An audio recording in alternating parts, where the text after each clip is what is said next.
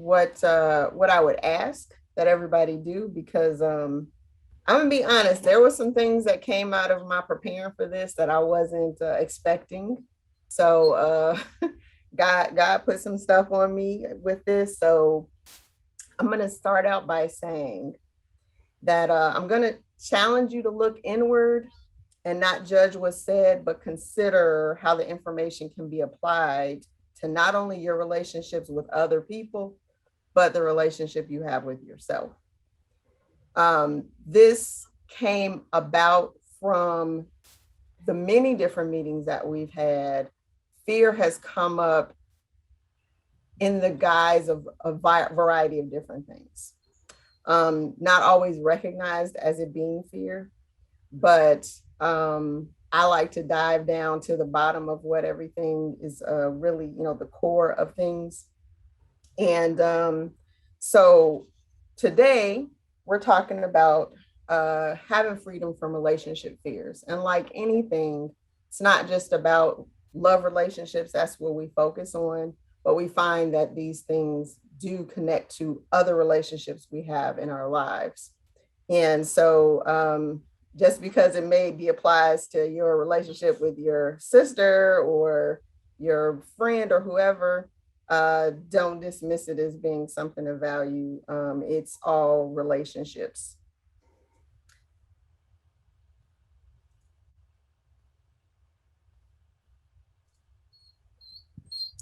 All right, so we're starting with the ground rules. Okay. Now, the first love relationship we know was Adam and Eve. And God spoke that he would create Eve because it's not good for a man to be alone. So he decided to make him a helpmeet. So while we have read this many times, I do want, while we're going through these discussions, to think about if they were in the Garden of Eden, they had dominion. Well, Adam's in the Garden of Eden. He's got dominion over the animals and the earth, and everything's in the garden. So there's food there. There's everything that's needed to live is there. So what does he need a help meet for? What is she going to help him to do? Just like I said, just meditate on that. Okay. So he creates Eve and he says that man is going to leave his mother and father and cleave to his wife.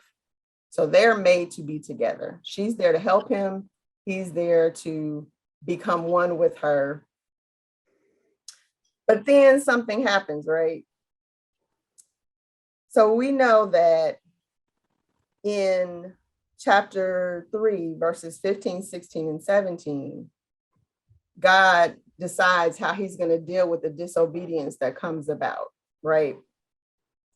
And if you read it, it talks about the serpent and Eve, Adam and the land, and Eve, and there's a few things, but Eve and her relationship with Adam, or a woman with her husband or man. So essentially, God curses these relationships with strife. And he says that it's going to be difficult. Where it was, you were made for each other and it was going to be easy, now it's going to be hard. But they're still made for each other, right? They're still meant to be together. God is not a man that he should lie. So what he said in the beginning hasn't changed, just because now it's not as easy as it was before the transgression. So there's the strife in the relationships now, which hopefully starts in your mind to think about, okay, maybe that's why it's not as easy as everybody says it should be. Because we're told that, right? Oh, it's just supposed to be natural and easy. It's supposed to happen. It's just, it shouldn't be hard, but it is. And we have had plenty of relationships where it seemed that it was perfect, but it still was work. because it's work. It is work. But it is what God said was intended for woman and man. So it's the work that we have to do. We signed up for it. It's our job and it's worth it. And that's why we're here. And that's why we continue to work on it. So that being understood, that we were made for each other, but there's work involved. We have to go into it realizing that some of that work is between each other and some of it is within. Okay. So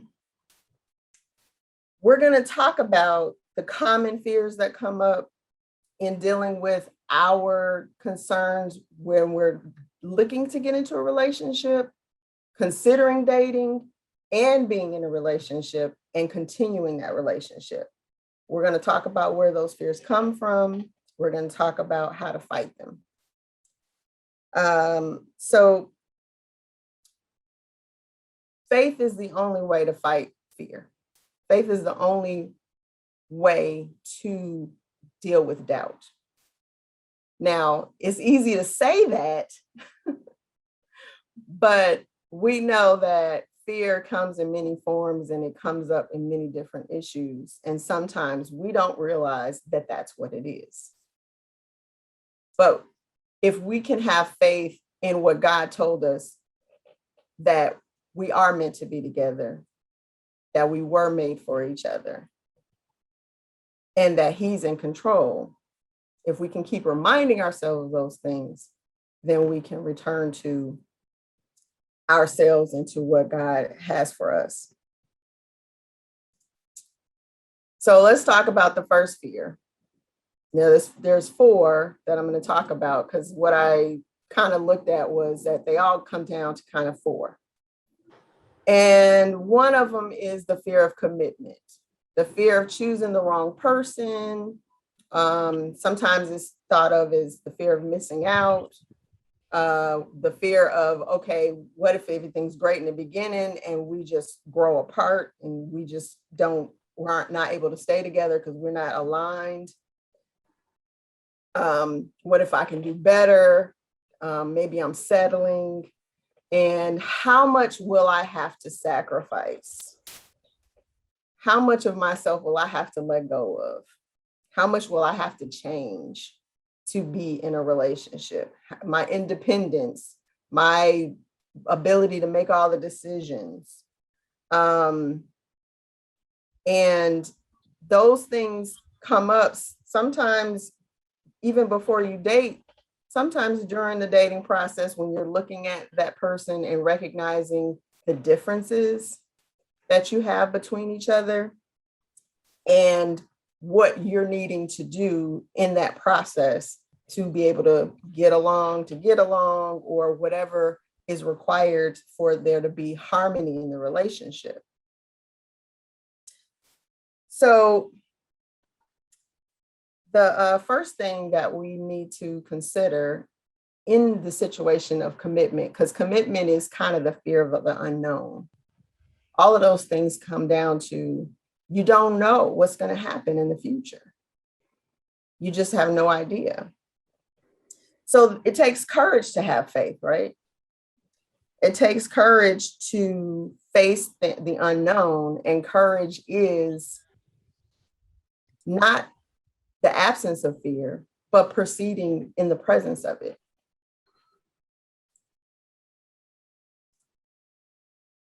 So I want to play this video for you about about having courage. If you've been hurt in the past, as I have, it takes courage to open our heart. It takes courage to get back in the game of love and dating. And courage is not the absence of fear, quite the opposite. Courage is actually moving forward when you're afraid. It's actually our ability to move and push through that. The second thing to realize is that there is no one perfect person, and that in itself is perfection. And I know that might sound weird, like how could that be? But here's the way I think about this, is that relationships, one of the purposes of being in a relationship is to cause ourselves to grow. It's to cause ourselves to become more patient, more compassionate, able to see beauty in deeper and more profound ways. It's to cause ourselves to evolve. So if we were perfect, or if you were dating a perfect person, or even a perfect person for you, it wouldn't cause you to grow. So there's usually something about the person that you would love different most of the time, right? And that's perfect in itself because it's going to cause you to grow. The question is whether or not that something is one of your core values, one of your top 5 must-haves. Okay, so I included the part that he was talking about this perfect person. And the reason I did that is because the fact that there's this person out there that's made just for you, there's a problem with that. And that's that. So what if, so what do you tell the person who had this wonderful relationship with someone? It was everything they dreamed of, everything that you would love to have, and they pass on before that other person. Does that mean that they are supposed to be alone for the rest of their lives? Does that mean that they get one shot at love and, you know, oh, you're 30 years old and that's it, you're alone forever? There's something important to consider in what Matt, the speaker, was saying, in that what God talks about all the time in scripture is relationships. It's very important to him that we fellowship and have relationships with each other, because it causes us to have faith. It causes us to push ourselves all the time, to be uncomfortable, to grow. And growth is uncomfortable, but it is necessary for us to continue to do what God has for us to do, the purpose that we're here for, whatever that is for you. And it does involve other people. So not only in our friends, our family, but also in our love relationships, it does require us to be uncomfortable, to grow and develop as people by finding ways to be more perfect in his will, to cast out the fears that we have, the desire to be comfortable and not to grow, because only dead things stop growing.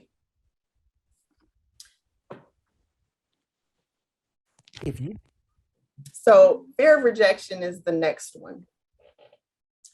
And this was a really important one to talk about, because it comes up quite a bit in trying to figure out, okay, so I want to talk to this person, but what if I'm not their type and they turn me down? What if they do go out with me, but then they don't like me and they don't call me back, or they don't want to go out again?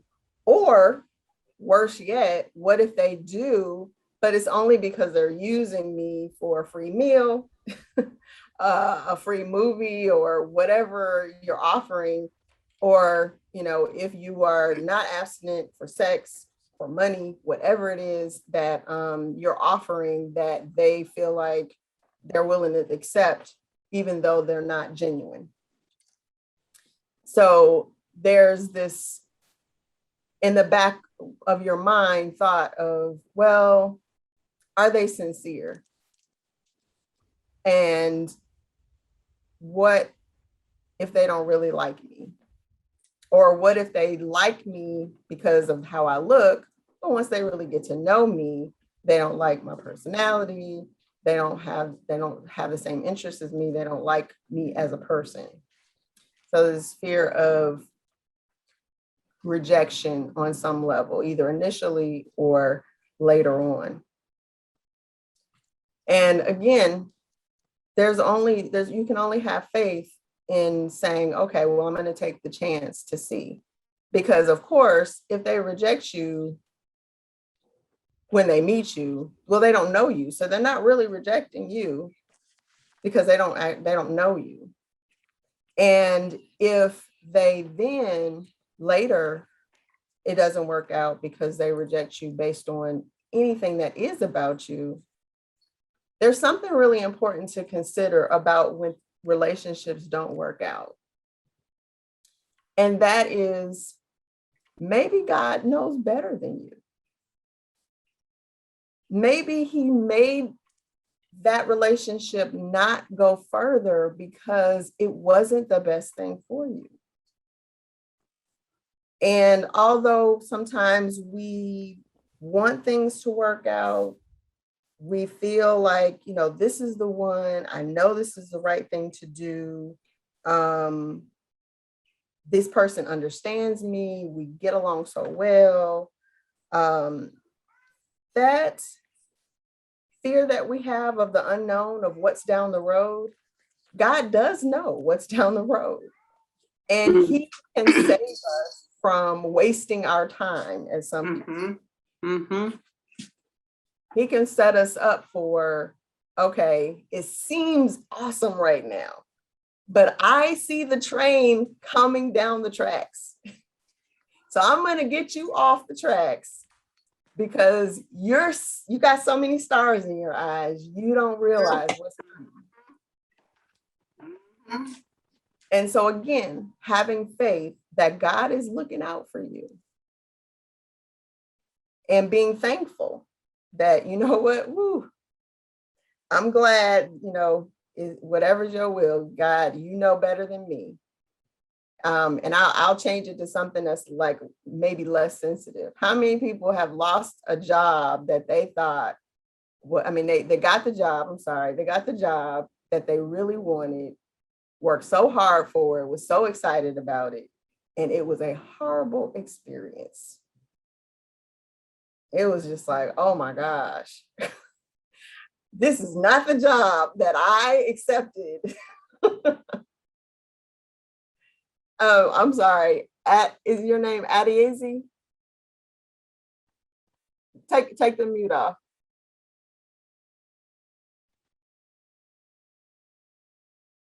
It's Adeze. Adeze. Okay. Oh, beautiful. Thank you. You had your hand up. Yes. Yes, I've been in that situation where I lost a job that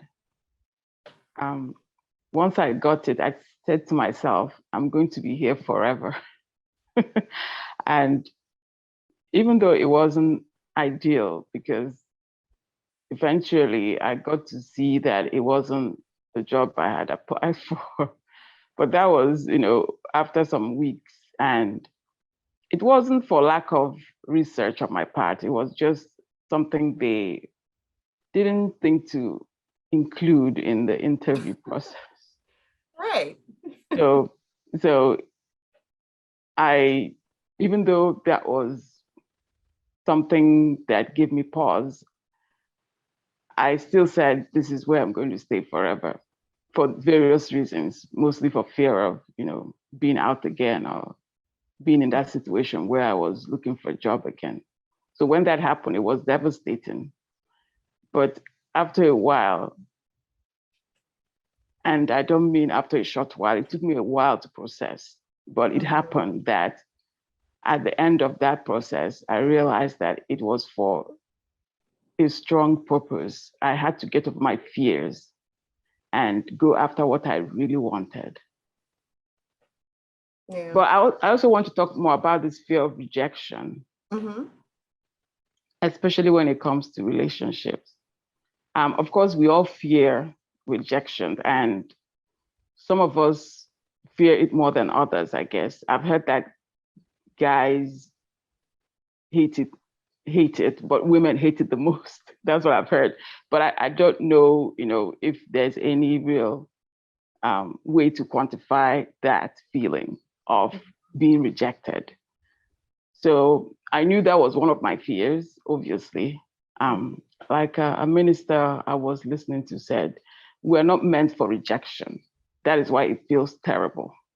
Nobody's meant to be rejected. So, but it's a real fear when it comes to interacting or meeting new people, or even trying to be in a relationship, or even in a marriage. And I knew that I had to get over that. And I know my methods may not be that, common for people, but that's what I felt it worked for me to get over my fear. And that was, I made a real effort to, okay, I'm going to start from the beginning to tell the story. I met a guy online. This was on a Christian app. Mm-hmm. And his profile was, it read like something I wrote myself. Something I had sat down and, just imagined how I want a guy's profile, a Christian guy's profile to read like. Mm-hmm. He had the hobbies there. He had the what he liked to do. He liked to prophesy on people. He was an engineer. He had seemingly he had everything as it should be as a Christian, like I thought. Right. So I said to myself, God, this is it. I pray, I pray whenever I meet something like this, I kind of make it a prayer. I say, God, will you help me meet this person? Will you help him to just help us meet somehow? So I reached out to him, and to my surprise, he responded. So I had to, throughout the course of the interaction, I wanted to gauge just, how Christian he was, and everything checked out. He was into missions. He traveled to do missionary work in some South American country, and he's on a mission to serve his master. He'd been a Christian for a long time. He had the Bible talk, just like I liked it, because I'm a Bible scholar myself. And I love the Bible. I love doing Bible study. So I like when someone can really dissect the Bible for me. Right. So, and then I told him, okay, since we're Christians, here's my email. We can, share the Christian walk and things like that. I really meant it that way. It wasn't anything more than that. So he sent me an email and started off by saying that he's recovering from sex addiction and pornography. I felt like God, was like, I felt like God was laughing in my ear and telling me, do you still want him? Do you still, it felt like a joke to me because I was stunned. I'd never heard of such a thing in my life. I'd never heard that, I'm not a kid, I'm not naive, but that was still a shock to me, hearing him. And he wrote really this long email explaining where he was, where he is now, and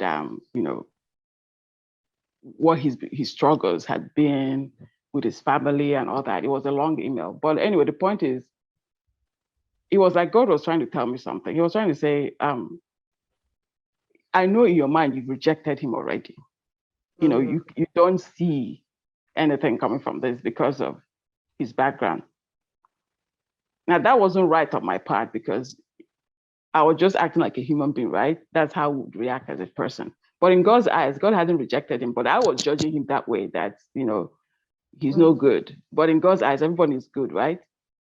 So God convicted me and said, if you can love such a person, if you can, because love is like, you have to, it's a decision, you have to commit, what's and all.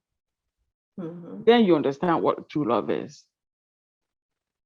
And then it was like a very ridiculous turnaround. I found myself writing him back and telling him, okay, I want to love someone like you. I want to affirm, a man like you. I feel that God is, trying to teach me something here. And then his response was like, it was the lamest thing ever. I'm still trying to digest that many years later. He was like, I'm not sure. I feel like I don't think, it was so lame. It was a rejection basically, but it was written in, I could see through it. So it stung, but I knew why I did what I did in the first place, because I was testing out what it felt like to be rejected. I wanted to feel it. I wanted to feel it. It wasn't just a test for me. I wanted to experience what it felt like. And also as a way to get over my fears. So he was obviously a guy on paper I would go for. Mm-hmm. But I was being honest with myself. I had rejected him based on that, but that wasn't fair. But I had to put myself in his shoes to, Right. to Right. feel that, so that I would judge less harshly, if that Yeah. makes any sense. Yeah. Well, So everybody has things that they've had in their past, you yes, know. yeah, but it convicted me because I was being a bit judgmental on him, Mhm. and that's also another reason why we fear rejection. We feel that we might be judged the same way we judge others. That's Right. what I wanted to share. Thank you. Yeah, that's so here's the thing about and again, this is something just to, just to make you say, Um, in those situations where you don't really know the other person, you're afraid of approaching them, you're afraid of what they might say, or you maybe have just gone out on a date, or you're getting to know someone. What does it mean for someone like that to reject you? You don't know them. You don't have anything to lose because you don't have anything from them. So just really think about, okay, if someone turns me down that I have just met, I don't know them, I don't have the benefit of whatever they have to offer, good or bad. So what have I lost?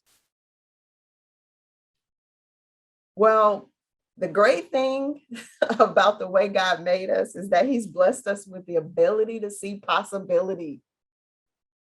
And even though we don't know a thing about this person, we have imagined wonderful things that this person might fit perfectly into. And the rejection is that being kind of shut down, like not just that person is not the right person, but oh, this thing I've imagined, this vision that I've had has been pulled away. But you can't attach a person to what you believe God has promised for you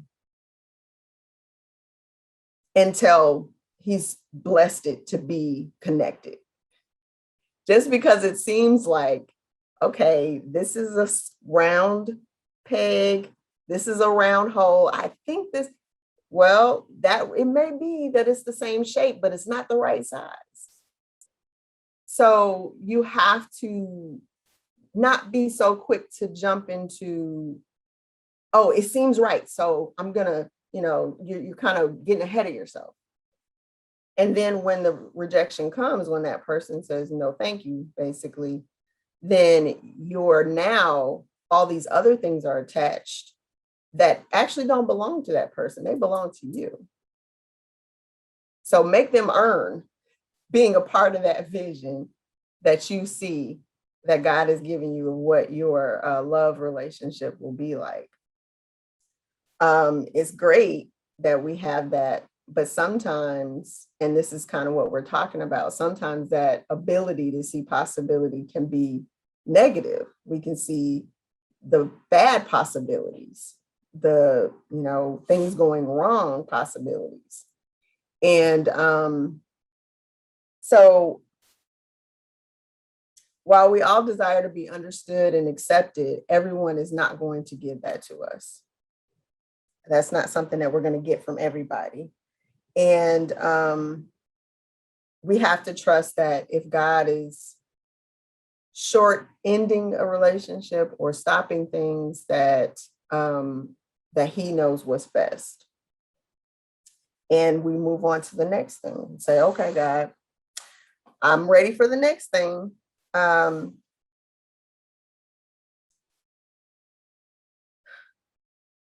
knowledge of that doesn't spare us, from being hurt, and giving us the fear of continuing to try. But we have to constantly fight against that, because we'll end up not trying at all. And then, of course, you definitely will end up not being able to find the person because you not put any effort into it. We essentially can't afford to quit. So Matt is going to talk about the cost of quitting. We're faced with a big risk. One of the best motivators for us is to really look at the pain of discontent of our present circumstances. So get clear. What is it going to cost you to not go into this relationship? What will it cost you in terms of years being single, the loneliness that you experience? It'll cost you missing out on holidays together. It will cost you the love making that you'll have, the beautiful sex that you'll have. It'll cost you the laughter, cost you the memories, cost you all the good that could be available, cost you, again, the feeling of shame of being single, whatever it is for you, right? Not that there's anything wrong with being single. That's not the point here. The point is, what pain do you currently experience where you are? And to really get in touch with that, because that pain can be fuel to help you overcome the fear, to walk through that doorway. And when coupled with a great vision, it can be just the ingredients needed to allow you to be brave enough to open your heart and risk and create something magnificent and extraordinary in your life. So while there's a fear of the pain of rejection or making the wrong decision or any of the other things that you may be fearing, there is pain in staying where you are, because if you weren't trying, if you're trying, it's because you are desiring something more, something different. And so you essentially have to choose which is better, to stay where you are with what you know, loneliness, isolation, whatever it is that you're experiencing, or is it enough for you to say, you know what, I'm going to take a chance on me. I'm going to take a chance on trusting God that He's got the me in mind, and that I can trust that if I do my part, God is going to do His part. So again, it's easy to say these things, but let's just say that you're pumped up. You decide, I'm going to be courageous. I'm not going to give up. I'm going to step out on faith. And you do meet someone and everything's great. And then you just can't stop thinking about what most people term the other shoe, right? Like, what might happen? We're faced. And that's that fear of betrayal. The fear of what might happen or go wrong in the relationship. The interesting thing about it is that there's no greater reminder of how little control we have than dealing with other people. Other people will quickly remind us that we only can control ourselves. But that's what fear of betrayal is really about. The fact that we don't know what they may or may not do. No matter how well you know someone, you just don't have control over their choices. So there's this situation that you're put in of, again, fear of the unknown. I had control over whether or not I was going to date, whether or not I was going to commit. And now I've made that decision to commit to this person, and I don't know if they're as committed as me. I don't know if they love me as much as I love them. I don't know if they're willing to work as hard as I will. That is not something that you will ever truly know no matter how long you're together. But you have to trust, you have to have faith, and you have to be in prayer about whether or not this is what God is telling you is what you're supposed to do. And if it is, then you have to put your whole self in it. You have to do the work. And probably the most telling thing on whether or not this person is right is that, are they willing to do the work? Because no matter what happens, if they're willing to work on it with you, if they're willing to be a real partner in life with you, not just dealing with the outside issues, but the things between each other. You know, sometimes we're really good and strong in a relationship when we're dealing like, oh yeah, they're always there for me. She's always there for me. He's always there for me. But can't have any conversations about issues in the relationship.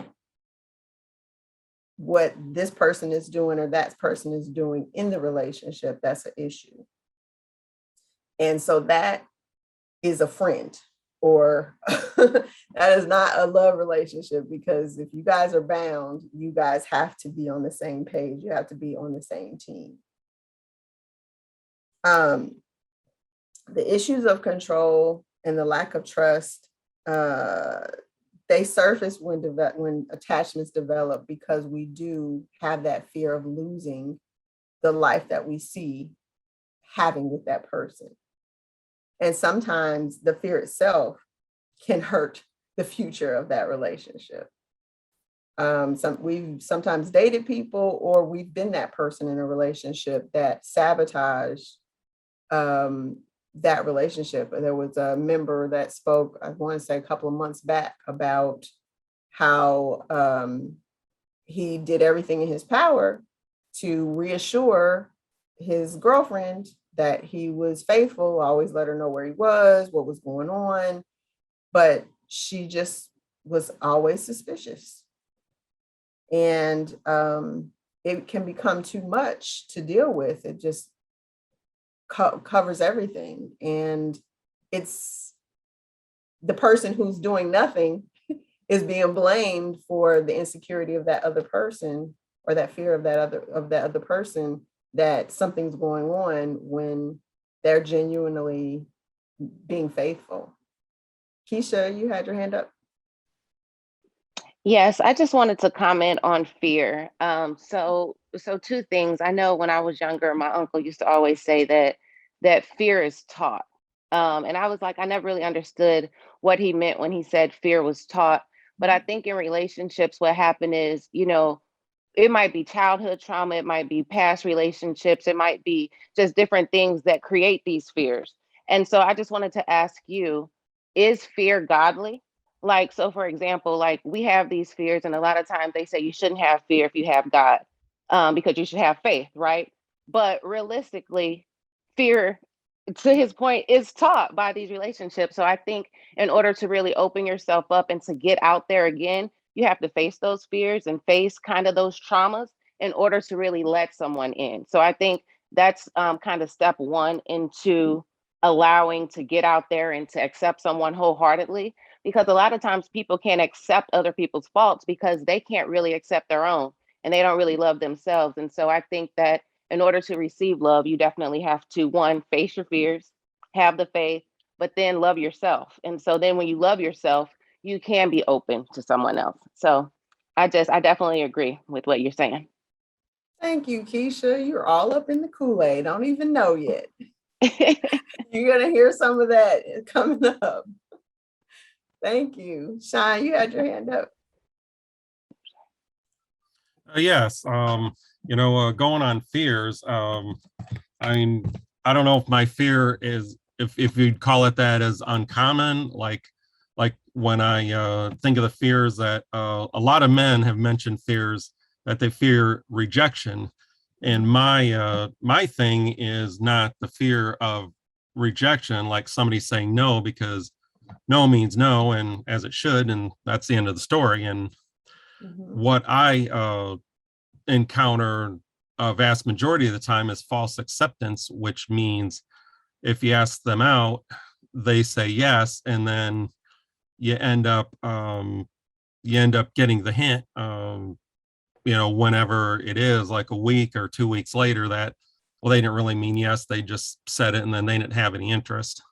And so, that kind of wastes time. And then even when you're in a relationship, people are just not honest. And I have found general dating to be more anxiety ridden than fun. And most and everyone's told me, well, it's not supposed to be anxiety ridden. It's supposed to be fun. You're supposed to enjoy each other's company, which has, in a lot of cases has happened. But the lack of honesty in relationships has made it to the point where it's barely worth it. I mean, I see what that man was saying in the second clip. But sometimes you need to, when you're dealing with this, and then, it's like, I'm tired of it. I don't want to deal with it. It's a lot of anxiety. And so after something like that, I will take a step back, and sometimes it's weeks or months, depending on the situation. And it's like paying $1,000 for a payday bar. I mean, yeah, a payday bar is good, but you don't want to pay $1,000 for it. And it might take you a while to save up another $1,000 to get another one. So what I have to end up doing is recharging emotionally, so I can once again handle what I have seen as average. Mm-hmm. Yeah, well, that's a good point, Sean. And I think something that we do have to try to keep in mind is, I'm not a gambler, so I may flub this analogy, but we don't want to bet. We don't want to put our all of our money on one big bet. And we've talked before about keeping your options open, or meeting different people, because you have to remember, again, you don't know this person. And so you can get to know many different people. And then as things progress and you realize that, okay, we're more aligned, we're less aligned. I enjoy this person's company. This person doesn't really seem to be into me, or whatever, is kind of coming out of your interactions with them.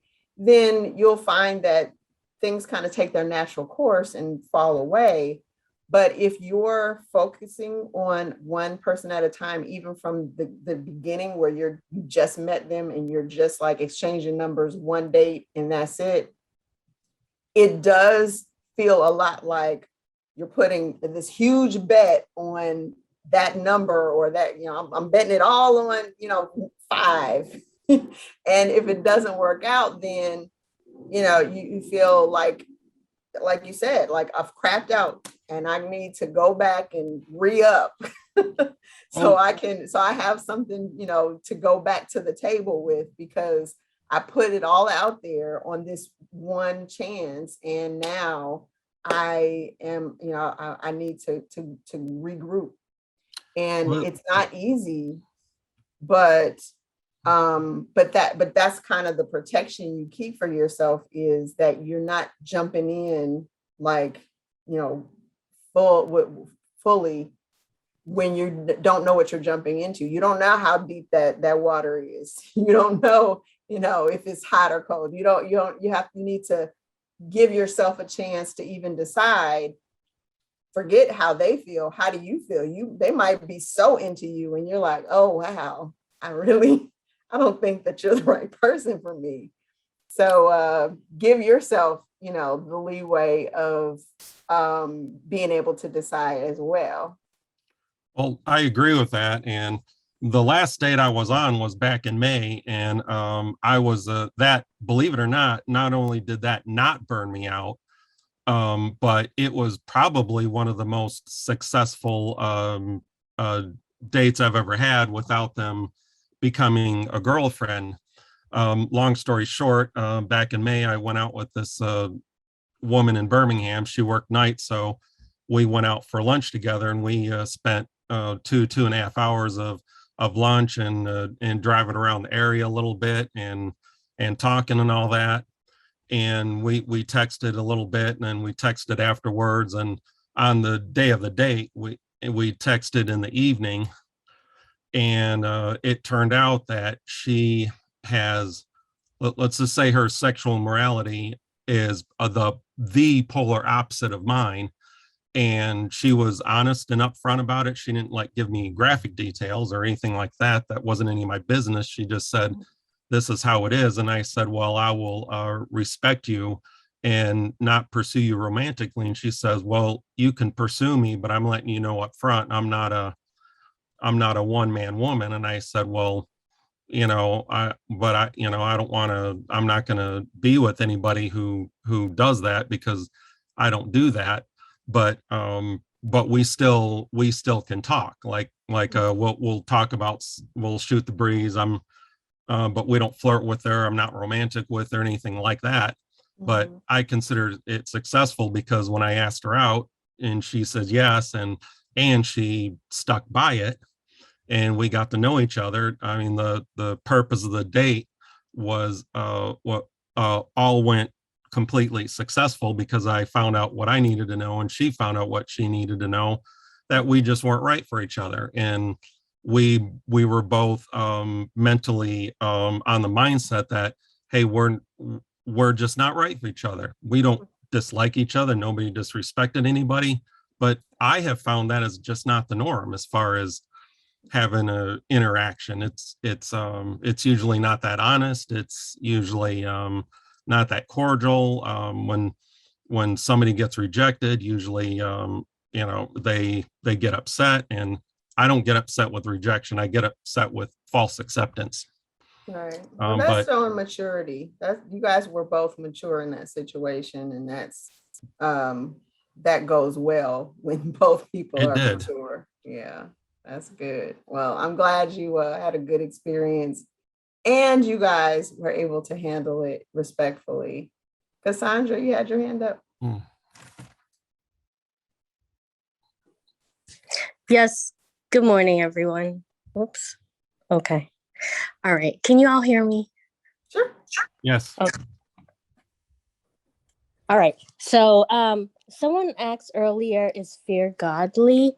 And I think that sometimes we can confuse fear with, how should I say this? Sometimes we can confuse fear with just God's warning, because the Bible says that God has not given us the spirit of fear, but of peace, love, and a sound mind, power, love, and a sound mind, sorry. But I think that sometimes, we can confuse fear with, God's warning, because a lot of times we say that, something is, we feel fear and we shouldn't approach something, but sometimes it could be God saying, hey, there's a red flag here, slow down, or something is right here, slow down. So I think we have to ask, why is it that we feel this way? It could be something maybe we're lacking, or we believe that, God is or we're lacking in God. For example, maybe we're fearful of being hurt because we really don't know how to recognize red flags in people. We really are not we're not equipped enough to realize when a person might be toxic or potentially dangerous, so that might be something that we have to work on. Our body is trying to let us know, hey, you need to be better preparing this. Or it could be something that we feel as if we're lacking in God. For example, with the guy earlier in the video, fear of marrying the wrong person. It could be that maybe we're lacking trust in God,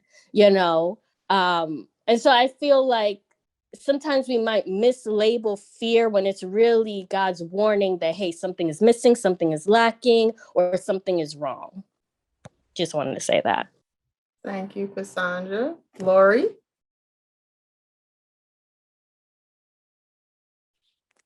I just had to unmute real quick here. Hopefully you can hear me. We can hear you. Okay, well, Tashawn, I just wanted to offer, I guess, a comment first, and then I want to answer your question. The statement you made about really thinking about, whether or not so much focused on whether or not that person likes us, but whether we like that person. I want to second that because I was actually reading some articles. I've been sort of dabbling with this online dating myself, and I'm a little bit older lady, but it's going slow, and that's the pace that I like anyway. But that was what I really was. I got such a charge when I read this article, is to step in with confidence and not worry so much about whether or not they like you, but whether you like them. Because as a woman, a lot of times I've gone into situations thinking, okay, I've got to meld myself into this person to get this person to like me, and forgetting about the fact that maybe there's some things about them I don't like so much. You know what I mean? So that's my mindset going out here. So that was my statement. But then I wanted to ask you a question. I think I heard you say that you should basically sample a lot of dates. Is that what you would say in terms of online dating? Because you know how we are. We all want to meet the one, and God, this is the one. And I always say to my friends, I don't want to date a bunch of randoms. But I know that it may be impossible to just meet somebody online and boom, that's the one, but not completely impossible. But is that what you were saying? So, it doesn't necessarily have to be called dating, but I think that you should socialize with different people, not just one person at a time. And I do think that it shouldn't be, like if you meet somebody out in public, they see you, you see them, and if you decide to exchange information, okay. But online, in my opinion, especially as a woman, I talked to the person a few times before I decided to actually meet them in person, because I wanted to make sure that I wasn't meeting someone that I was going to be concerned about whether they were going to follow me home or anything like that. So, and now, it's easier. When I started online dating, I don't do it now, but when I started, it was like early 2000, 2004 types time frame. So we didn't have the benefit of these soft phones where you don't even have to give your real number. You can create a phone number just for the purposes of, and that way, if you realize, I really shouldn't have gave you my number, you can just, get rid of it and they don't actually have your real number. Yes. So I think you should have some conversations to make sure that, they're not going to ask to borrow some money or or anything that would be a red flag when you first meet them. Exactly. So did you do video dates? Because that's what I was actually thinking about doing, is that you have some conversation, but the whole separate phone number thing, that was something I considered as well, because I know people can look up your phone. Everything's out there on Google now. Look up your phone number and then figure out, exactly where you live and whatnot, so can't have that. But did you do video calls? Yeah, I would do video calls. I'm fine with that. The thing that was really hard for me, and this is probably not true for most people on here, as you guys can see, my name is very different. So I would not give out the actual spelling of my name until I knew that that person was fine. Because if you Google my first name, I am the only person with that spelling of my name. Apparently, at least on the World Wide Web, I'm the only person. So everything that comes up is me with that name. So I was very cautious about sharing the real spelling of my name with people. But yeah, I don't have a problem with the video dating. I wouldn't do it like at first. And that's mainly just because we talked about this a few times about people kind of tailoring themselves to be what you're looking for. And I find that happens more when somebody is very attracted to you and they're like it almost becomes like, okay, I need to do what I can to win this person, or to, and so they're not necessarily as genuinely themselves. I also am not big on texting when I meet people virtually, because it's very easy to have a ghostwriter or when you're texting versus a live conversation where you really have to be yourself, at least, in how you think and how you process things in a conversation. Okay.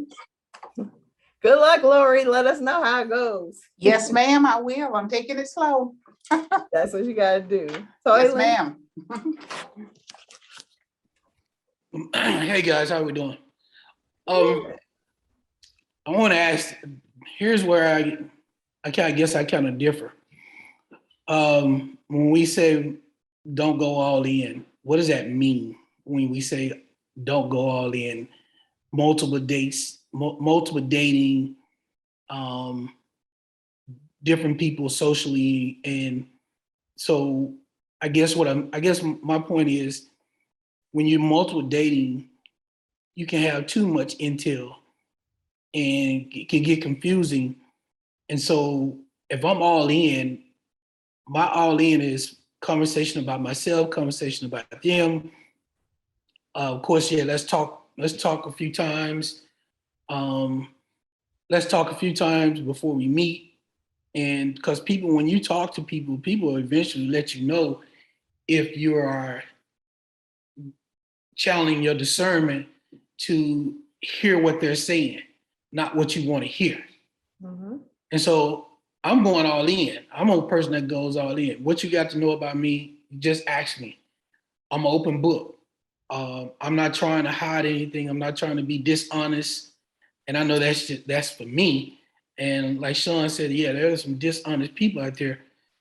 But if you continue to talk and have conversation, that dishonesty will eventually come out if you're listening.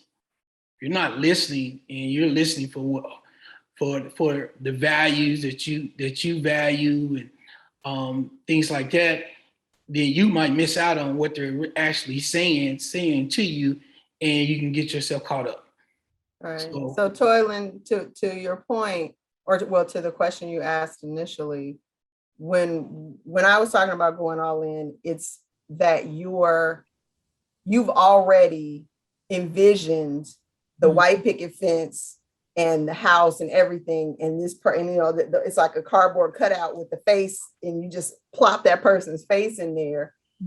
That's what I'm talking about of going all in. And the thing about it is, the way we as humans process things, and I mean, this is something you can research. I don't have it in the presentation, but psychologically, when we have kind of made up our mind about something, when we see something a certain way, anything that doesn't line up with that picture in our head, we subconsciously ignore it.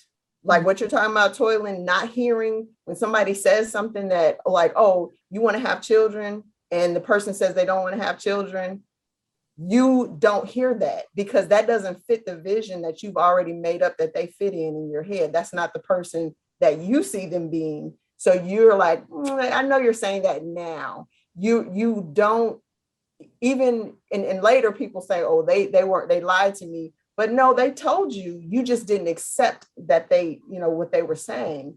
You decided to see it your way. And now the reality that will, come to prevail in the end has come and said, okay, they really don't want kids. That's really how they feel. And so now, you're in love with this person that you guys have a very big difference of opinion on a major life decision. So that's the thing, is that you have to keep it open, and not that you got to date a lot of people in the sense of, oh, I got this person on this day, this person on this day, but that you open to meeting different people, that you talk to a variety of people, get to know them. And as I was saying a little earlier, as you get to know more, as you were just saying, Toyland, some people are going to fall off because you guys are not compatible for one reason or another. You don't want the same things. You don't have the same morality, as Sean was just saying about it was a great date, but they don't want the same things. So you and as that progression occurs, it's going to start to focus in on fewer and fewer people as you get to know more and more about the person, and you may not end up with one person and like, oh, that's the person. It may be that you have to decide between 2, 3, 4 different people, but you will come to a point where you're making a decision. But at least at that point, you're making an informed decision, not just based on some surface things that you've learned in a couple of conversations or by their appearance or some common interest that you have. Well, yeah, I guess that's where I differ as far as having multiple people that I'm in interaction with to make a determine on the final choice. So I like to compartmentalize each individual, get to know that individual, and say, okay, here are the things that I particularly care for, or these things that you care for. Do we match in that area? And so once that I can determine reasonably, faithfully, prayerfully that that's somebody I want to connect myself to, then I will. I don't just for me again. Mm-hmm. I don't want to have 2, 3 different people, narrow them down to one to say, okay, now I can put all my attention and my focus in on this one person, like that. It works better for me. That's everybody's different, and that's good. Some people have a hard time not getting carried away. They're all in, and that person is like, I ain't ready for all of that yet. So it's really different for different people, and you just kind of have to know where you are, and it's good that you do. And so if you can do it that way, then that's, like you said, what works for you, you definitely should do. And for some, it doesn't, and they don't recognize that they're putting too much pressure on somebody that they're really just getting to know. Yeah, and to the point of rejection, like I like what he said, like what you said, you don't even know that person. So if they don't line up for what you think they line up with, and it breaks off and it's not, okay, I look at for me, okay, well, that's their loss, not mine. So I'm out. If you out, that's fine. So that's the attitude I have going into it. Not that I'm like, hey, oh man, she rejected me. Oh God, what am I gonna do? Oh, you're hyperextending. Oh well, next one, and we move on. Life too short for all that. True. Thank you, Toylan. Adizi, you're on mute. Yeah. Okay. Yeah. Hello again. I remembered I forgot to introduce myself to the group. This is my first time, and I'm enjoying the conversation. Thank you. And I'm enjoying myself so far. Well, to the previous lady that talked about, staying safe and, when to give your number and all that.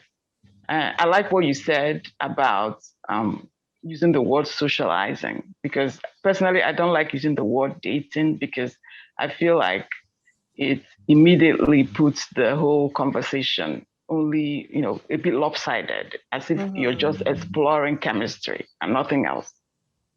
So I like to use the word socializing because I'm trying to know the whole person. So personally, I don't like appearing paranoid online. It turns me off when guys act paranoid to me. It has to be a level of trust. You have to allow yourself that level of, let me trust what I'm seeing. Let me trust what I'm hearing. At first, you have to give that to get that. So I might not give up my number, no. And of course, like you, my name is unique. People remember that. So I usually have my initials or emails. That's what I start off with, because I want to gauge who you are by your writing, what you say. I like it to go on a bit so I can judge your consistency. If you're saying one thing, one email, and saying another, and do you know how to communicate? So all those things help me to determine if I even want to meet you face to face. So I feel safer with emails than number. At the same time, I don't think I'm coming off paranoid, at the same time. All right. Yes, so I just wanted to mention that. And with regards to going all in versus, putting in just having a mild interest, people can also tell if you're just shopping around or if you have a more serious intention. And I don't know, I feel maybe guys have a different view on this when it comes to talking to this person, talking to that person. But as a female myself, I'm a bit offended by that. I don't like the idea of I'm talking to this person unless I'm specific about what I'm talking to them about. I'm not talking to them the same way, because eventually, after just a few bars of conversation, something will come up. Absolutely. So after a few weeks, I'm really not talking to you. I'm talking to, eventually it's not realistic is what I'm saying. You can't talk, something will happen, and then eventually you'll be forced to commit your attention and efforts to one person. Even if it doesn't happen, you still have to do that. I mean, there's no other way to get a result. That's what I wanted to add. Thank you. Sean, hello. It's a Sean. Can y'all hear me? Yes. You did a great job. That was really good. I'm not done yet, but thank you. Okay. I'll try to be quick.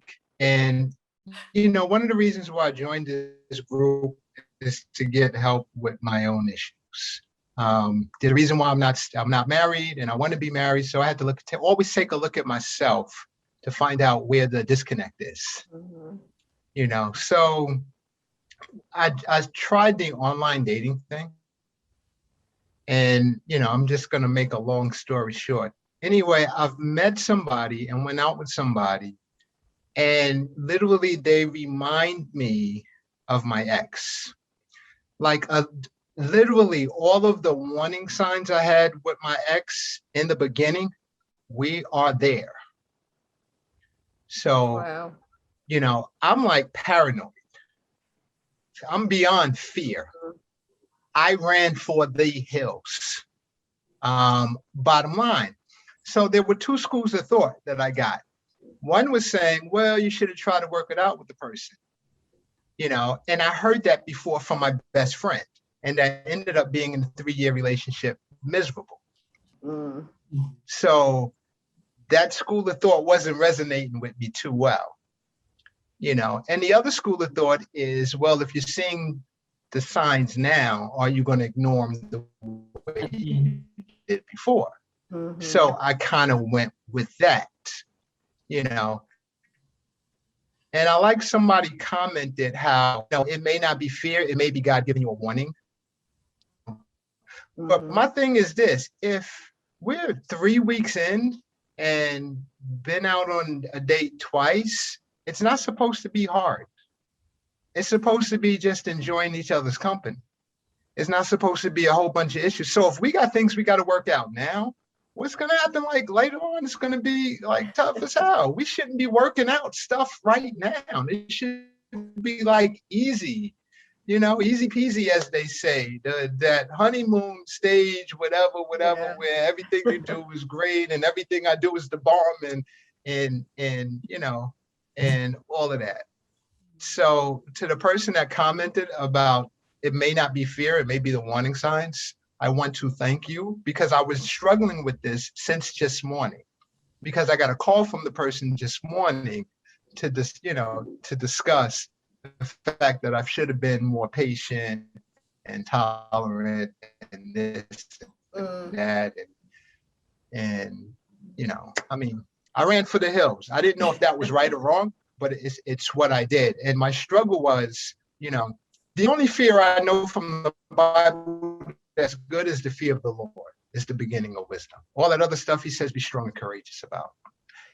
So my inward struggle today was, is that paranoia that I felt, that, I mean, literally feel like shaking and the whole nine. Just the thought of it um, was not good. Was that actually healthy or normal, or maybe I should have tried to work things out or whatever. So I wanted to just thank the person that said it may not be fear. It may just be God giving us a warning. But, I'm a one, so I can tend to hear what I want to hear that feeds my ego. But I'm just going to go with it for now, so that I can be okay and Yeah. get through the rest of the day. But, it's good to see all of y'all. Thanks again to Sean. You did an excellent job. Thank you. Thank you. Okay, Latoya, are you going to be able to be quick? Because I still got some more. Okay, Latoya's last one, so I can finish before our time is up. Go ahead. Oh, I think it'll probably be good because I actually wanted you to, if you could, speak on the importance of being healed prior to going into this dating phase of life, if that's what you want to call it. I know for myself, I have gone through that process, and being in a better place as far as my own healing is concerned has given me a better outlook when it comes to interacting with other people. And I think someone mentioned about how you hear. When you're not healed, I felt like I was trying to hear what I wanted to hear, as opposed to hearing what was being said to me, and not just hearing what was being said to me, but accepting what was being said to me, because I wasn't trying to make this person be the person. Being, full in myself is not looking for someone to make me feel something, but someone to add to it. So I just wanted to just speak to that as a whole, the importance of healing. Okay. So ironically, that's part of the next video, but what you're saying and what Sean was saying are aligned in that, and there was a comment that was made earlier about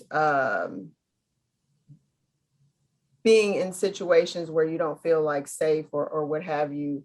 And that's about having boundaries. Sometimes we don't have boundaries.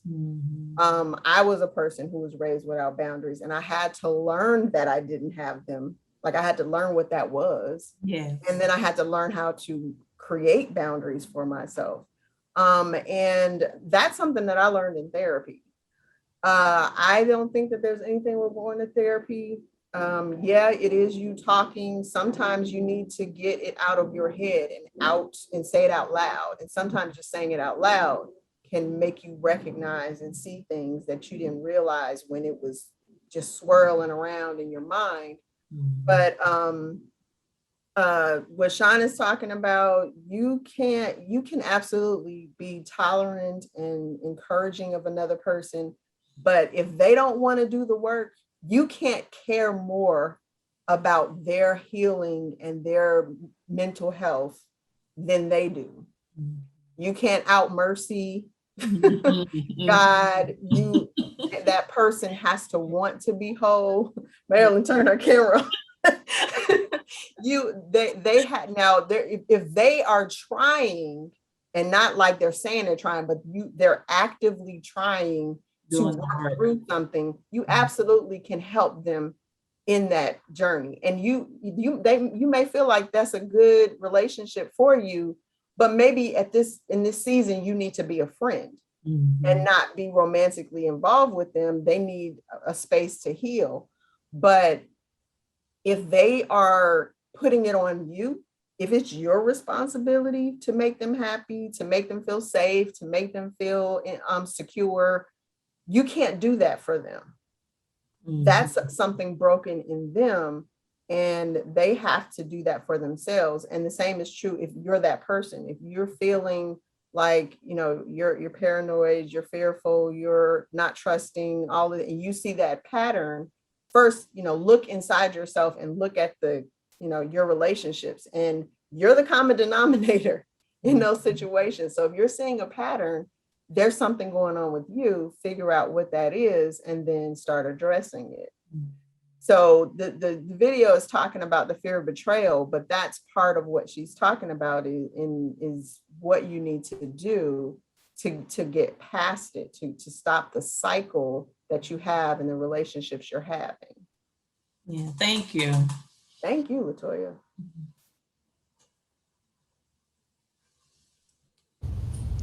We're very used or okay with the idea of being hurt. But what I've realized in my career is that we do not know how to resolve the hurt.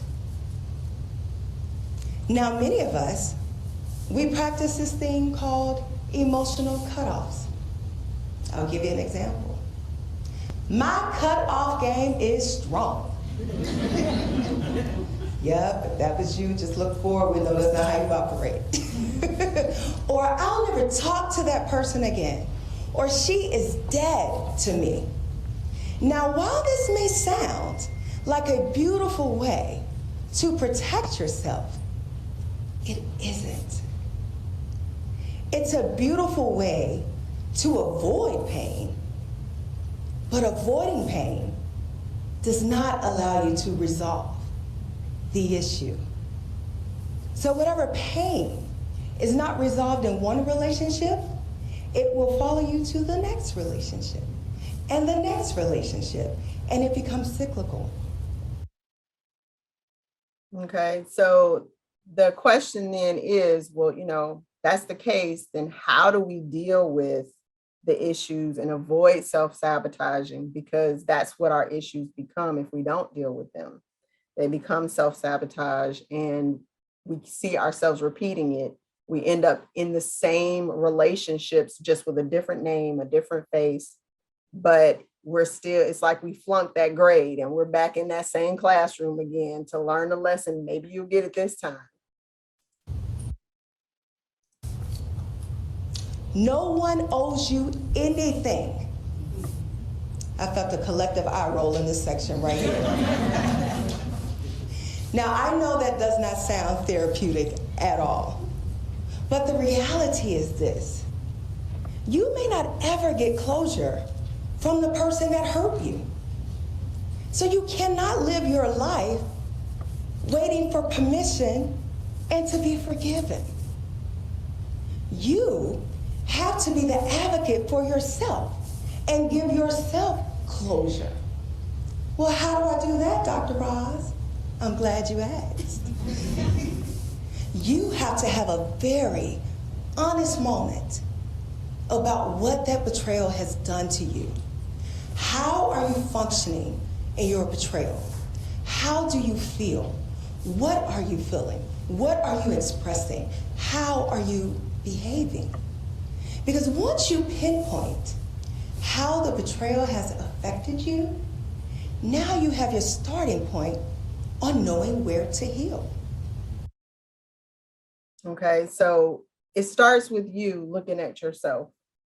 It starts with you having an honest conversation. That's not easy, but in any situation, no matter how wrong you feel the other person is, we all play a part in our relationships, and you truly can only control your part.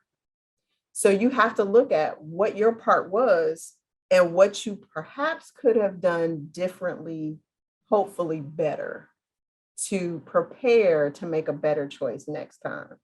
And I said in the last presentation I gave, sometimes the better decision is to cut your losses sooner. But that is the thing that you have to determine for yourself, is looking at, Sean, is looking at the situation and determining what the best decisions are, what God is telling you you should do, and recognizing your limitations, as I was saying before, you can't do it for the other person. You can only do your part. And if they're not willing to do their part, then they're not willing to be a partner. They're not willing to labor with you for the health and success of the relationship. So that is not going to go anywhere good. If you don't recognize it and you keep thinking that you're going to be able to get a different result doing the same thing, then you're going to end up in that cycle. Uh-oh. So here's the last one. And I say this last because this is the biggest one. This is the one that I don't care how confident and bold and positive you are, everybody has had to deal with a fear of judgment on some level. And this has come up in a few comments that have been made, that boils down to, okay, I have this thing. And sometimes it's not even a real thing. It's just that you have stigmatized it in your own mind, either because of your background experience, where, you know, that was, you were the black sheep in the family, whatever the situation was. But no one, you know, even as scripture says, no one is perfect. And so some things are because of decisions you made, and some things, it has nothing to do with you. The situation you were born into, the parents that you had, things that were completely out of your control that you carry like a weight, or, you know, as if you are responsible and therefore guilty of something that has nothing to do with you. And thinking that, well, if this person or if someone that I'm interested in finds out about this, no matter how great I am, if they find this out, then they're going to see me differently. They're going to judge me less than. They're going to have issues with me. And the gentleman that was being honest and saying, you know, I have I'm recovering from sex addiction and pornography. Amazing that he was that boldly honest, but he did what the scripture says: confess your faults.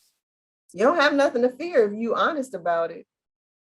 That doesn't mean that somebody's not going to judge you for it, but it's not going to be something that blindsides you. You're going to know right up front. And I think Toyland will probably give me an amen if you tell people right up front what it is, then you don't have to worry about it creeping up later, or it always being like a shadow in the relationship. And sometimes you'll find that it really is not that serious. It's really not a big deal. It's only a big deal to you because you have allowed it to grow into this phantom in your life. And a mature person is going to recognize when something is not your fault, or when you, even in the bad choices you made, that you recognize it's a bad choice and you have grown beyond it. And because of those experiences, you have become wiser in making better choices moving forward. So these are things that, you know, people say, oh, that's a red flag. That's, you know, you got to watch out for this. But those are, again, those are judgments and the assumption that you're going to meet somebody that doesn't have any of these issues because it's going to be unlikely that they don't have at least one of them, especially as you meet people who are older, as you grow older. So this video, it was very unexpected to me. It was amazing the way that she broke this down. But the fear of judgment is one of the most difficult things to overcome because it starts before we even really knew who we were as people. We were still like figuring it out. You know, the playground, taunting, all of these different things where people are telling you to be ashamed of something that you had no idea was a problem. You know, your hair, your skin tone, your height, your shape, things that really there's nothing wrong with, but said in the right tone or with the right rhyme, now all of a sudden you're feeling like something is wrong with the wonderfully, perfectly made person that you are. But they're the true root of all relationship fears.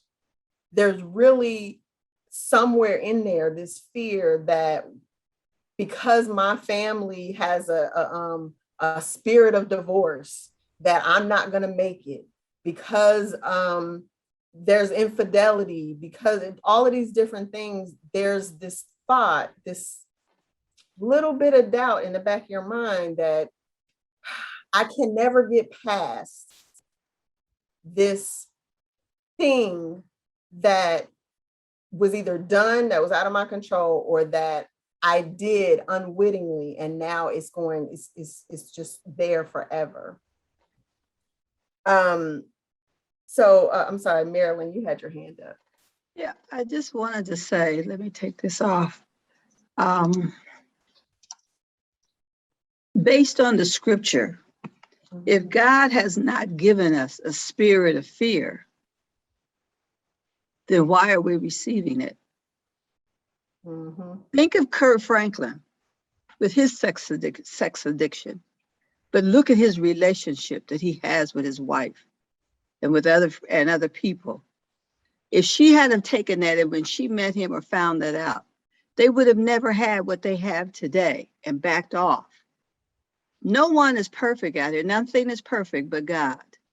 All of us has got something going on with us. But the real issue is, and I'm speaking because from my own self, I'm realizing I'm not quite ready to be in a relationship because I need to do some healing. I need to let go of some things, because those fears is really nothing but the trick of the enemy, preventing me from receiving the abundant life that God wants me to have. That's all that is. But I'm willing to do the work, though, to prepare myself so that I don't get caught up in some of these background things from my childhood, so that I don't bring that into the next relationship, and so that I can hear, and so that I can feel, and that I can receive what I'm entitled to, that God wants to give me.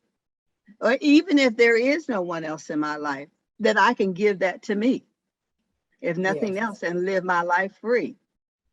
And with joy and peace in my life. So it's not about so much as going this whole thing, but just, we're all going to have issues out here, and looking for Mr. Right. I'm sorry, I know he doesn't exist. But I do know that there are people that we are compatible with, and that there's people that we can grow with if we're willing to make sure that we don't have a false expectation of them. And the only reason we have the false expectation is because you've got a false expectation of your own self, and you're placing it on someone else. I'm done. I'll shut up. Thank you, Marilyn. And I mean, in anyone's Bible reading time, consider the people that God used and how perfect they were, because they weren't. They were not. They were not perfect. And I feel like it was not by accident that their issues were included, because everything is not in there. I mean, there's periods of time that are skipped, all of that. But there's a point of making them. Even as great as David was, he had imperfect. So it's important to remember that there's, as you said, Marilyn, no such thing. Yeah. And God deliberately chose the imperfection. He deliberately chose that so that we can know how much he loves us and turn to him to guide us in our relationships. But I can say this, his word says you can't serve two masters. You can't run around here trying to hide behind God to get something else. You understand? Yes. You got to either love me or you hate me. You're going to either have to serve him the way he desires to be served, and not pretending and trying to get what you want and then try to get God to make it happen for you. It doesn't work. You can't use God like that. Yeah, very true. Thank you, Marilyn. So I'm going to play this video, and I want you guys to really listen to what she's saying, because it's short. Well, I shortened it, but it's pretty profound. And so, first of all, let's talk about judgment as it pertains to the other person. So we fear what people are going to think about us, the perceptions that they're going to have, the assessments that they're going to make of us. But what we need to understand about judgment is that when someone has a judgment, it is not about us. It is about their own repressed or rejected parts of themselves, the things that they feel insecure about, the things that they don't like about themselves that they have rejected or kept hidden in the shadows. It's part of Jungian psychology. It's called the shadow self. And we all have it. We all have a shadow, these parts of ourselves that we try to keep hidden, that we try to push aside, but they come out in these subconscious ways through judgment. So someone's judgment of you actually has nothing to do with you. It is their own judgments of themselves that they are projecting onto you. So that's the first part, knowing that someone else's judgments are about them. So when someone says, oh, that's not about you, that's about them, that's what that means, that it really, truly is. So then the second part, and this part might be a little bit tougher to hear, but it is so important that we understand this. Often we think that we fear other people's judgments, no matter what that is. If it's about them, if it's about us, who cares? But we fear their judgment. But the truth is, we don't actually fear their judgment. We don't fear what they think. We fear what we're going to make that mean. So the judgments you fear from others have nothing to do with them and are only about the things that you are struggling with inside of you. So let's think about this for a second. There are certain things that you think about, that you worry about, that you maybe stress about, that someone else could judge you for, that someone else could have an opinion about you that you don't want them to have about certain parts of yourself. And then there's other parts of yourself that you could care less. It wouldn't even occur to you that someone could judge you about that thing because it's not something that you struggle with. So the parts of yourself that you feel good about, that you feel secure in, that you feel comfortable and confident about within yourself, it doesn't even occur to you that someone could judge you about those things. The only judgments that we fear from others are the things that we are struggling with already within ourselves, within our own self-concept, within our own idea about who we are. So if you feel like you are smart, you are competent, you are capable, you are attractive, you are good at what you do, you're a good person, like whatever that is, you're not going to worry about anyone judging you about those things because it doesn't even occur to you that they could. But if you don't feel smart enough, if you don't feel good enough, if you don't feel competent enough or capable enough or successful enough or beautiful enough or strong enough or a good enough person, then you are going to fear that other people are going to judge you about any of those things.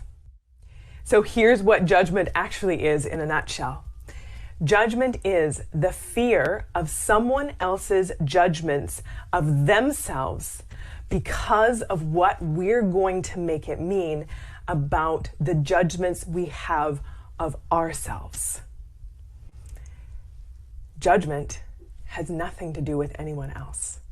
It has to do with us on both sides of the spectrum. So how do we deal with it? What do we do about it? We work on our relationship with ourselves. We work on healing our own insecurities, dealing with our own insecurities, cleaning up the inside so that those things that we worry about being judged about, they are no longer issues for us. And then we won't fear being judged about them. So cleaning up our thoughts, judgment and the fear of judgment has nothing to do with anyone else. And getting past the fear of judgment has nothing to do with anyone else. It has to do with us. It's an inside job. And it's not about perfecting ourselves, right? That's where perfectionism will come in and lie to us and say, well, like, if you're perfect, then you won't be judged. And that's just not true. Because if you try to be perfect, then you're going to be constantly worried about what other people are going to think, because you're constantly trying to be someone in order to control their thoughts so that you can manage your own.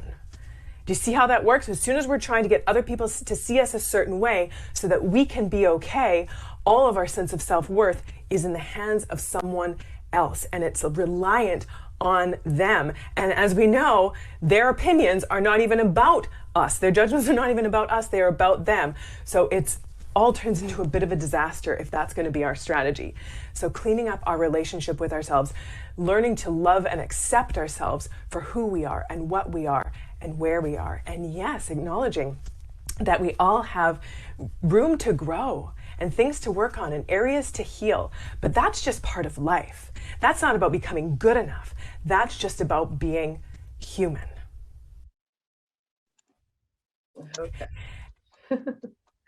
So, so that was amazing to me when I found that video, because as Dwania said, it's deep. I mean, it's like, whoa, okay.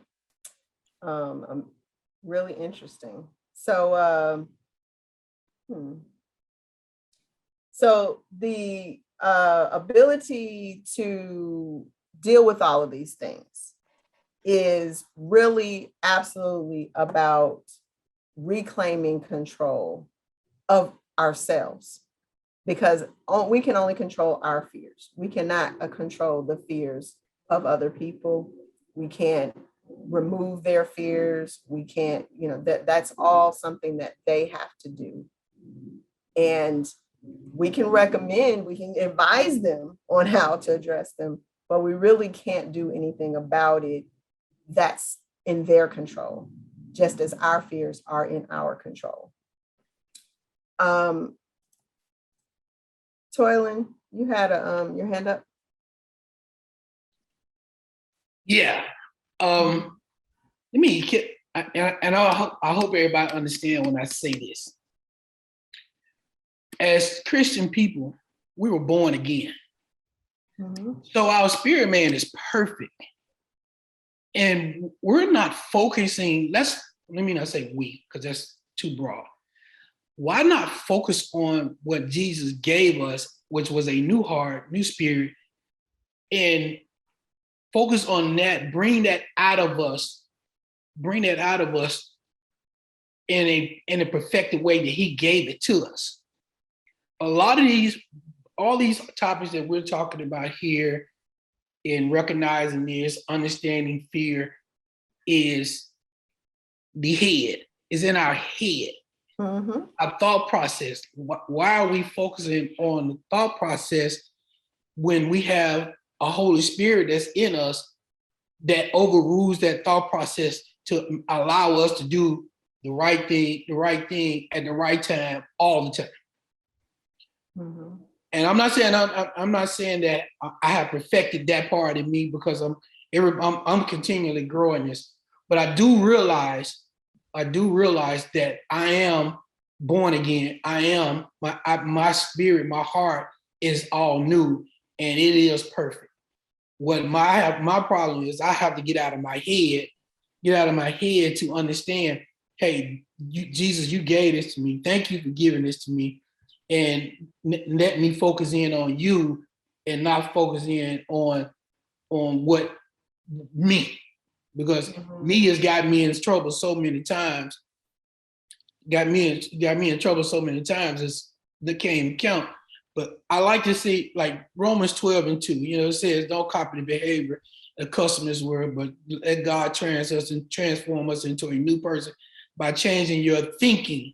Then you will learn to know God's will, which is good and pleasing and perfect. That key word right there, perfect. And so when we say I'm not perfect, I don't want to hear. I don't like hearing that from me, going into my system saying I'm not perfect, because generally, realistically, I am perfect. my head is not perfect. My experiences are not perfect.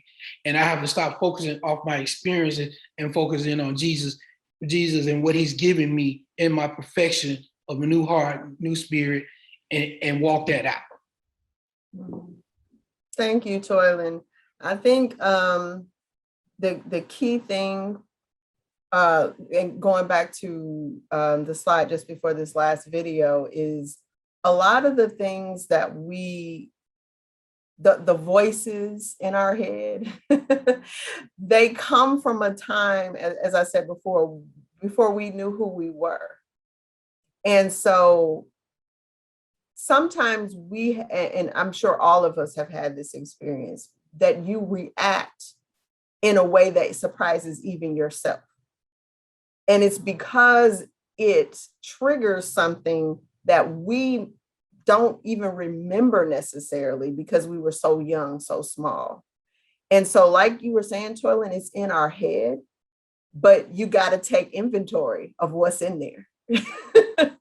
You got to take stock of what's up in there and decide what needs to be purged, because there's a difference between what we know and what we feel.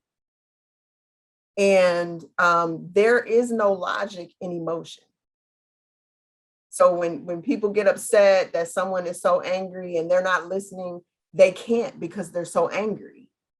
Anger is an emotion. So they are now irrational, and you're asking an irrational person in that moment, they're an irrational person, to be rational and logical and listen to what you're saying and calm down.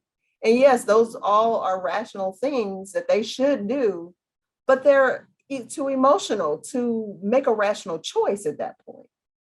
If they're hurt, if they're upset, any of the emotions, the stronger the emotion, the harder it's going to be for them to shift back over to rational, logical thinking. And so most of the time, we are not making a decision that we're going to choose to be fearful, that we're going to choose to listen to the voice that says that we're not good enough or strong enough or smart enough or pretty enough or light enough or dark enough or straight hair enough, whatever it is. We don't consciously make that decision, but we've been taught sometimes, whether it be by someone being unkind, and sometimes somebody that thinks that they're looking out for us. There's colorism in my family, and the men in my family were taught that they should seek out a light-skinned woman because it was best for them. They were teaching them something good that was going to be helpful for the next generation to be lighter. So every good thing ain't a God thing, but it's not always done with the intention of harm, that people are taught things that are harmful to them. And so we have to examine the things that we do, our actions, our motives, what's at the bottom of that. Why did I get so upset? Why did I get so angry? Why did I react in that way about something that really wasn't that serious? And it's probably because it has nothing to do with the situation of that person, but something that we didn't know was in our inventory, in our mind, in our past, in our experience, that has affected us in a way. And so I do believe that God is part of the healing process, in that there are things that we're going to, and I mean, I think it's not by accident. That's, I think, part of the story of people who were not perfect, that they had issues, that they had problems, but they had to rely on God. They could not, it was no question. It wasn't like, well, man, they were just, I mean, they had it all together. So was it really God, or was it? No, it's no question that without God, that, Moses could not have spoken to Pharaoh because he had too bad a stutter to get it out. So there is, in our imperfections, in our issues, that's where there's room for God to come in. Because if we could do it all on our own, just like when we're not struggling, we don't pray as much as when we are. We don't talk to God as much as when we're in need. So I think that it's a place to strive for, to be able to be free of all of those encumbrances. But it does take work it's not something that can just be cast off because we want to, because we find ourselves realizing that, oh, I didn't realize that I had that problem. I didn't realize that was an issue. Sometimes we do things and we think it's okay until we have a situation that tells us, yeah, that's something ain't right about that. What's going on with you? And you're like, I'm just doing, and you're just doing what you were taught. You're just doing what makes sense to you because you hadn't known any better. And then you realize that this thing is actually hurting your relationships or hindering your progress or your growth. Marilyn. Let me get off mute. I just want to read Romans 12:3. For by the grace given to me, I say that everyone among you, not to think of himself more highly than he ought to think, but to think with sober judgment, each according to the measure of faith that God has assigned. We started out talking about the faith and fear. That was the thing. And so therefore, the measure of faith that we all have a different measure of faith in our walk with God. And why do we have a different measure of faith? Because it's the different relationships that we have in letting God into our lives. And so that's the key right there, is being able to recognize, is that the faith that I have in God is the thing that determines, okay, I don't want to get this too complicated, but does that make sense, what I just said?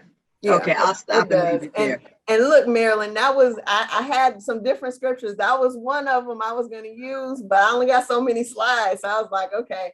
Okay. So thank you for bringing it up. You're welcome.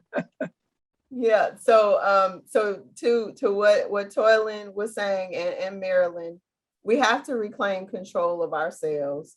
And the first way to do that is to have a campaign of actively rejecting fear. Not something that you do sometimes, but make it a habit in your life. And that is by praying. And again, what Toylan was saying, Marilyn saying, that having that relationship, that communication with God, so that he's guiding you. If you're not talking to God on a regular basis, then it's going to be more difficult for you to be in line and to know what his direction is, what his thoughts are on what your situation is, or decisions you make. So you want it to be a habit to pray. Obey God's will. So no, they're not the same thing, in case anybody's thinking that. Just because God tells you something doesn't mean you're going to do it. So you can't just listen. You have to act on what you hear. You have to actively obey what God is telling you to do, whether it makes sense or not, whether you want to or not. You have to have faith that he has your best interest at heart. He knows better than you. He sees the things you don't see. And recognize and share your fears. Focus on God's purpose for your life.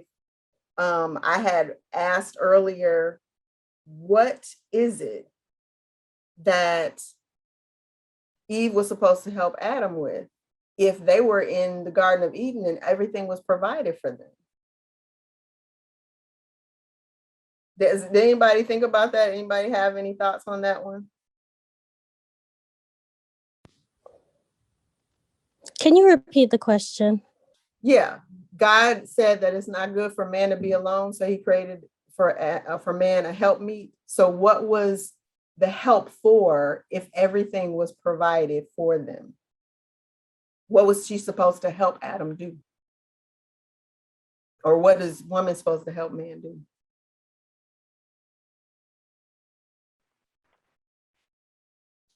It's important to keep in mind here that when we see that God created that helpmeet, that the scripture teaches us that Adam saw that every other animal had a partner. And that specifically is what he created Eve for, to be that partner in relationship. And as they grow, God would provide for them what it was that they needed. Thank you, Minister Sean. Anybody else have any thoughts? So I'm going to tell you what God showed me, and this is what he showed me.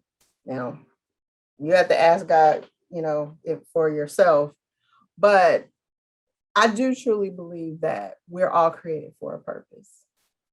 I believe that Adam was created for a reason, and I believe that all creation was created for a reason. First and foremost, to glorify God. And then, and whatever purpose branches off from that goes back to that. Whatever it is, it's going to glorify God if you fulfill the purpose you were created for. And that's the help.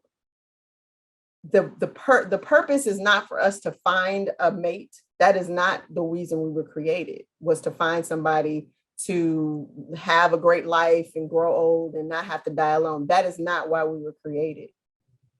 We were created to glorify God and serve whatever mission, however you want to title it, purpose, whatever it is that he assigned, your assignment.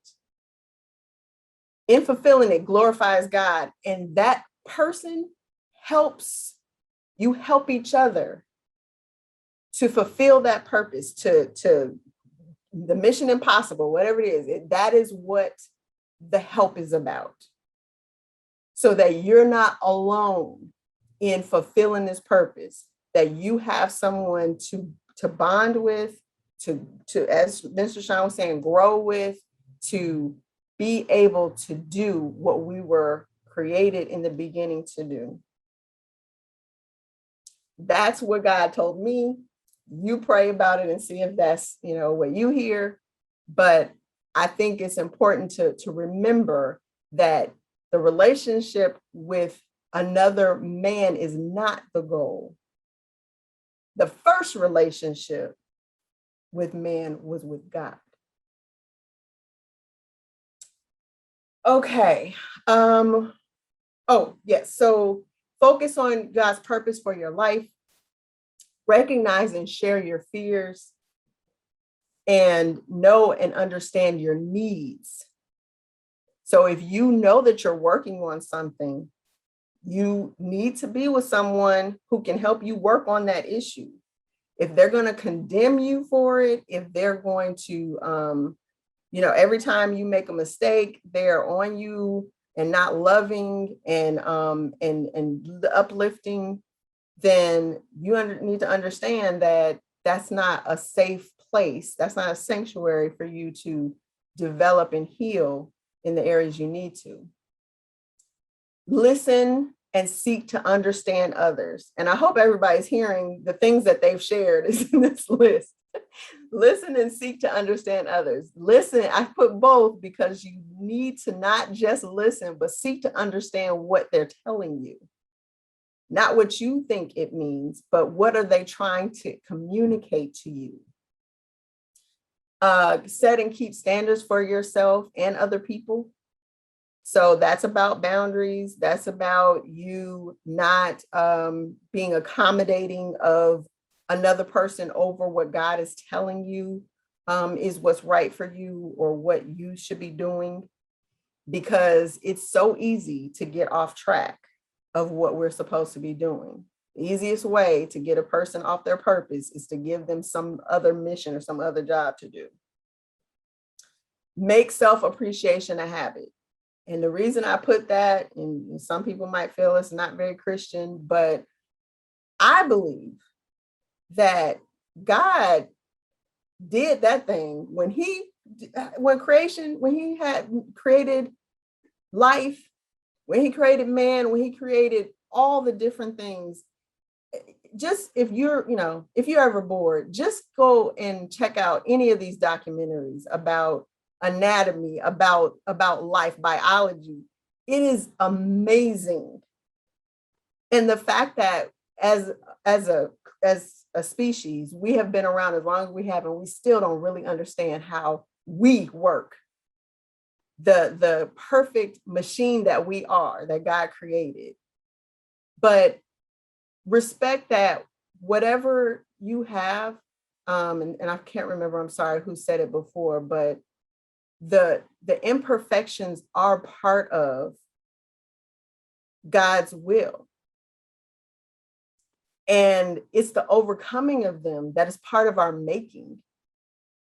Sometimes it's the struggle in the very thing that you fear and shy away from that causes you to work that much harder, to be that much better, to be that much greater. Some of the greatest orators were stutterers.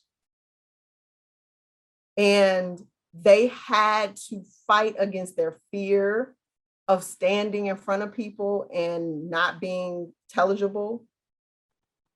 But they also had to work to get past it. Bye. So you don't want to avoid the things that are difficult, because it strengthens your relationship with God, but it's also part of who you are.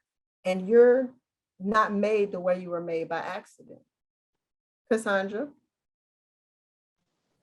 I'll comment once you're finished with this. Okay. So you want to appreciate how God made you and recognize that you're not by accident. The things that the traits that you have, even if it's something that you were criticized for, it may not have been perfect for that situation, but you were made the way you were need to be. Should have been made for the purpose that he put you here for. And never forget that you're the most important person. So God not being a person, but you're the most important person in your life, meaning that you are the only one that has control over you.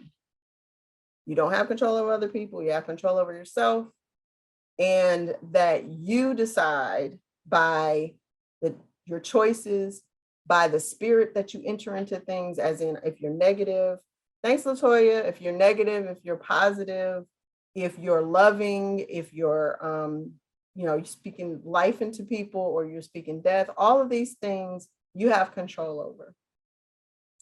And you have to remember that regardless of what you think the potential of another person is, that at the end of the day in and day out, you are with you all the way to the end.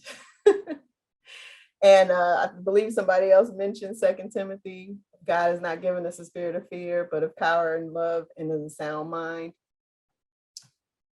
So these are things that we can do to actively eliminate these issues of fear. And for anybody that's asking about the healing part, the recognizing your fears and understanding your needs, those are all part of you learning yourself, understanding yourself, and healing from the things that have occurred or you experienced.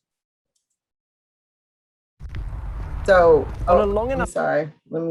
So this is the last video, and this is really just talking about how you can actively focus in on what's important and lifting up what's important and not maximizing the minimal things that occur in your life. Timeline, we are all going to have duds. Whether it's going over to talk to someone and they reject you, whether it's trying something new in your career, creating something new, we are going to have things that don't work out. And that's true of everybody. The best of the best in the world experience duds. You're a Michael Jackson fan? Do you remember him for Heartbreaker? No, you probably don't even know that song. But you remember him for Billie Jean or Dirty Diana or Man in the Mirror. We remember people for their highlights, but we don't create the highlights unless we're willing to just keep attempting things, keep trying, keep screwing up, doing things that don't work out so that eventually we can make things that do work out, whether it's a relationship, whether it's a career path, whether it's something that you create in the world. We have to be prepared to have the duds so that we can have the highlights. Think of a day that's going to be a highlight in your love life. Say your wedding day. Do you think on your wedding day, when you are getting married to the love of your life, that you're going to be thinking for 1 second about that guy you went on a date with once that never called you? Of course not. And this week, when you go out and you talk to some guy and he gives you a cold reaction, you get rejected, whatever, this person is going to be nothing to you later on. Every guy who's ever rejected you, every guy who never called you back, every guy who kept you casual instead of committing to you, none of them are going to matter. We turn the extras in our lives into the protagonists. And these people aren't the leading roles. They literally, in the movie of our life, won't even be listed by name in the end credits. They'll be listed as barista number 2. The person you fall madly in love with, who falls madly in love with you, that you spend the rest of your life with, that's a leading role. The guy who's rejecting you today or not texting you back right now, that's an extra. And what we have to do is create enough moments, take enough risks, create enough opportunities for interesting and special things to happen, and recognize that a lot of those moments along the way are going to produce duds. But we don't get the highlights if we're trying to avoid the duds. All right. Focus on the possibilities born